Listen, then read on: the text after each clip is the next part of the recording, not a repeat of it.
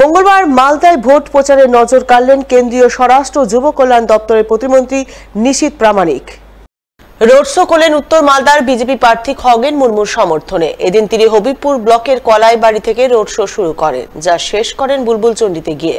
Road শোয়ে কেন্দ্রীয় প্রতিমন্ত্রী নিশীথ প্রামাণিক ছাড়া উপস্থিত ছিলেন উত্তর মালদার বিজেপি প্রার্থী খগেন মুর্মু সহ আরো অনেকেই। তাদের সকলের উপস্থিতিতে নীতিশ প্রামাণিক দলীয় প্রার্থীকে পাশে নিয়ে রোড শো করেন, যা দেখতে বহু মানুষের ঢল নামে।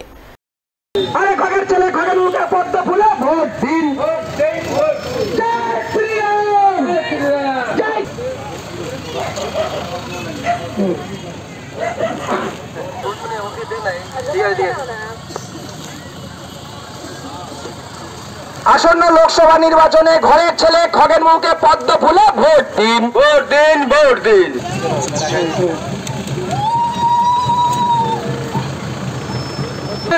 ভোট দিবেন কোনখানে? পদ্ম ফুলের মাঝখানে। বিজেপি জিন্দাবাদ, জিন্দাবাদ, জিন্দাবাদ। বিজেপি জিন্দাবাদ, জিন্দাবাদ, জিন্দাবাদ। তাই তো বলি, আসন্ন লোকসভা নির্বাচনে ঘরের ছেলে খগেন মুর্মুকে পদ্ম ফুলে ভোট দিন, ভোট দিন, ভোট দিন।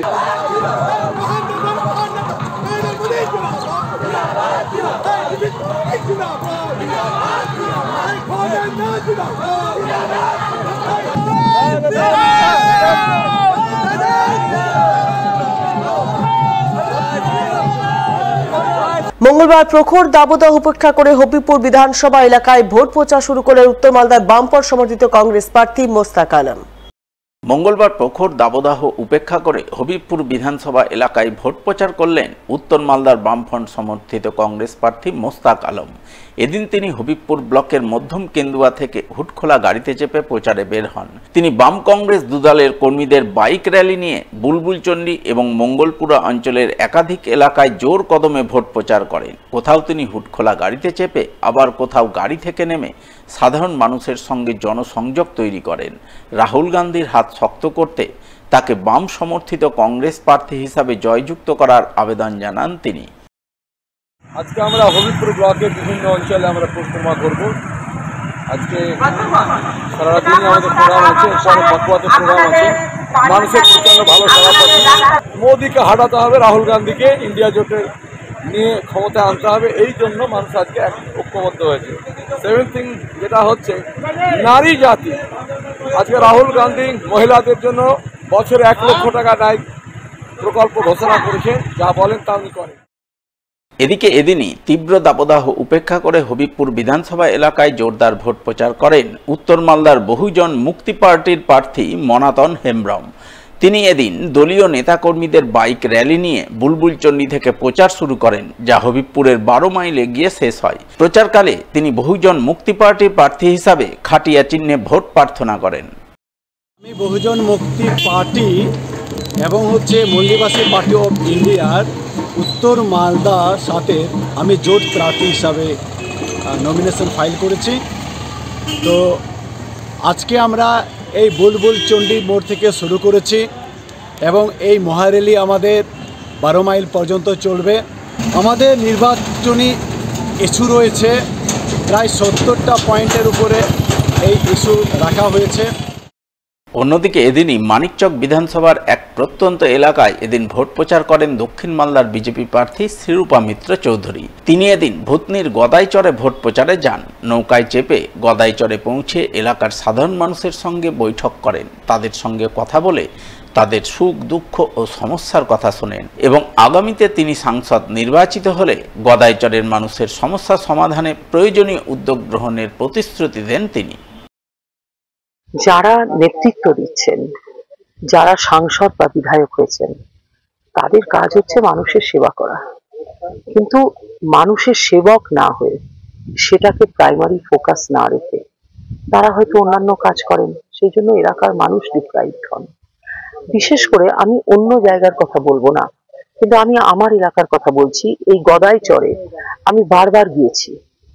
এখানকার মানুষ বলেন যে এখানকার বিধায়ক সাংসদ কোনোদিন আমাদের সঙ্গে দেখা করেনি। মানে ওনারা এত অবহেলিত। আপনি ভাবুন, সারা ভারত জুড়ে প্রধানমন্ত্রী সৌভাগ্য যোজনা মানে ইলেকট্রিফিকেশন হয়ে গেল সব জায়গায়। আমাদের এখানেও রিপোর্ট চলে গেছে, প্রশাসনিক রিপোর্ট চলে গেছে যে মালদায় বিদ্যুতীকরণ হয়ে গেছে, কিন্তু এই গ্রামগুলো বাদ গেল কি করে? কোথায় তাদের টাওয়ার, কিভাবে ইলেকট্রিসিটি দেওয়া হবে, তার জন্য দায়ী কে? তার জন্য দায়ী প্রশাসন। কিন্তু সেই প্রশাসনকে মনিটর করা, তাদেরকে মোটিভেট করা বা মানুষকে প্রশাসনের কাছে পৌঁছে দেওয়া, এই দায়িত্ব তো জনপ্রতিনিধি। একমাত্র জায়গা গদাই আমার এলাকায় যেখানে বাচ্চারা স্কুলে পড়ে না, সবাই অন্ধকারে রয়েছে, বিদ্যুৎ নেই সেখানে, মহিলারা তারা ঘরের বাইরে বেরোতে ভয় পান, একেবারে কোনো পুলিশ স্টেশন নেই, কোনো পুলিশের কোনো চেকপোস্ট নেই, সেখানে যে মানুষ থাকে তার কোনো রেকগনিশনই নেই। আমি মনে করি যে সার্বজনীন উন্নয়ন তথা পাবলিক ওয়েলফেয়ার করাটাই হচ্ছে আমাদের কাজ। তারা যে স্কিমগুলো গভর্নমেন্ট দেয়, সে স্টেট গভর্নমেন্টেরই হোক আর সেন্ট্রাল গভর্নমেন্টেরই হোক, সেগুলোকে ইমপ্লিমেন্ট করতে হবে। তো সেই ইমপ্লিমেন্টেশনটা করে হচ্ছে প্রশাসনিক বিভাগ, এবং এই ইমপ্লিমেন্টেশনটাকে যেন ঠিকমতো করে সেটা দেখার দায়িত্ব হচ্ছে জনপ্রতিনিধি। কেন আমরা তো জনতার রিপ্রেজেন্টেটিভ। যখন আমরা ওখানে সভা করছিলাম, ওখানকার লোকজনকে দেখেছেন, ওরা আমাকে সাংসদ জি বলে চলেছেন।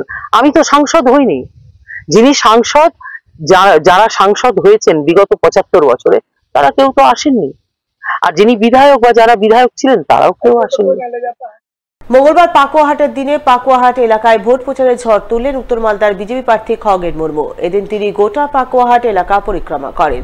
দলীয় নেতাকর্মীদের বিশাল বর্ণময় মিছিল নিয়ে প্রচারে নজর কাড়েন। তাকে বিজেপি প্রার্থী হিসেবে এবারও বিপুল ভোটে জয়যুক্ত করার আবেদন জানান।